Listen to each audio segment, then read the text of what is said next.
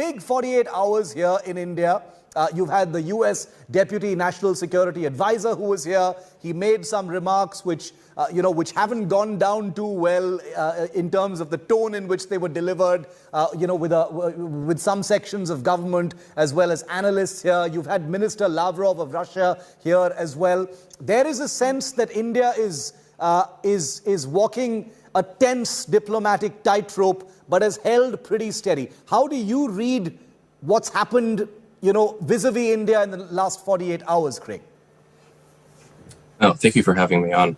I think this has been a bit of a stumble for the U.S. In this most recent visit. Victoria Nuland's visit just a couple of weeks ago, you didn't have negative headlines coming out of that. This sort of kept the relationship moving forward.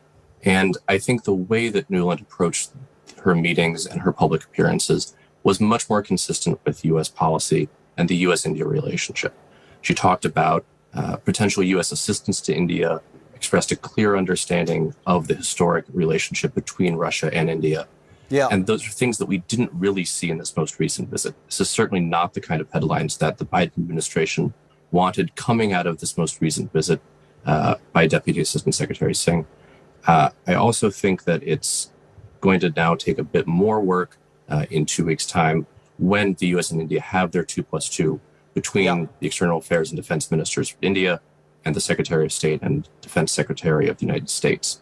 That does mean there'll be an opportunity for the U.S. to potentially smooth over feathers that have been ruffled, to clarify statements, to clarify U.S. policy, to express a better understanding of India's role in these relationships. But this is not really how the United States wanted this visit to end.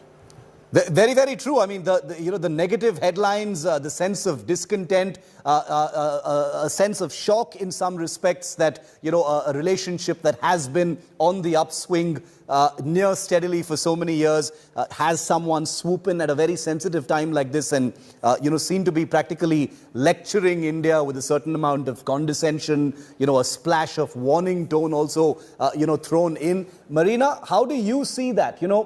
India hasn't taken too well to the comments by the US Deputy National Security Advisor.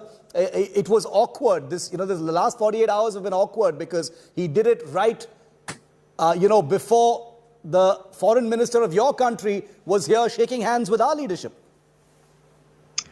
Well, first of all, I appreciate previous speakers in favor of appreciating Russian-Indian relations. First of all, a big thanks. And I believe the two countries will continue to actively trade in arms and energy. From Russia, India receives modern weapons at the best prices. And secondly, India is dependent on energy imports, which makes the prospect of Russia selling oil to India at low prices extremely attractive. And you have to understand our historical big sympathy and love to India since Soviet times and even earlier.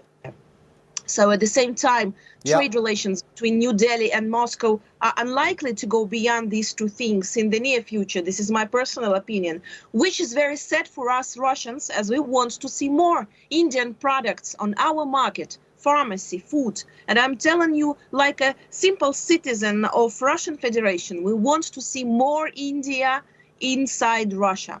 And one of the reasons for this is the pressure on India from quadrilateral security dialogue allies and a number of Western countries, of course, that are extremely dissatisfied with Delhi's neutral position on Ukraine. So, as you know, Joe Biden recently said that India's position on the issue of Indo-Russian relations is somewhat shaky.